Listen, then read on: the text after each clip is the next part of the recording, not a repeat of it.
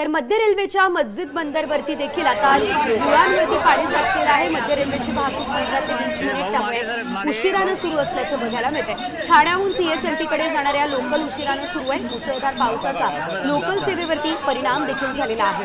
आपण पाहतोय रात्रभर पाऊस झालाय आणि त्यानंतर रेल्वे रुळांवर देखील पाणी साचलेलं आहे। या संदर्भात अधिकची अपडेट आमच्या प्रतिनिधी रुपाली बडवे यांच्याकडून घेऊयात। रुपाली, आपण पाहतो इथे थेट रुळांवर पाणी साचलेलं आहे।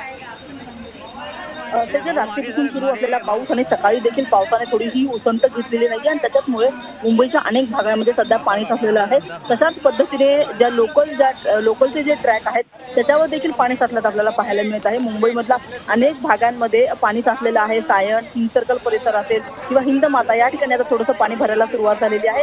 त्याच पद्धतीने विविध रेल्वे स्टेशन जे आहेत त्या ठिकाणी देखील रेल्वे ट्रॅकवरती पाणी जमा झाल्याचं चित्र आपल्याला पाहायला मिळत आहे। आपण जे पाहत आहोत ते मस्जिद बंदर हे रेल्वे स्टेशन आहे आणि त्या ठिकाणी देखील पूर्ण ट्रॅकवरती पाणी भरलेलं आहे आणि त्याच्यामुळे कुठेतरी ज्या लोकल आहेत त्या सुद्धा आता धीम्या गतीने धावत आहेत। आपण पाहत आहोत की मध्य रेल्वे जी आहे ती जवळपास आता 15 ते 20 मिनिटं उशिराने धावत आहे।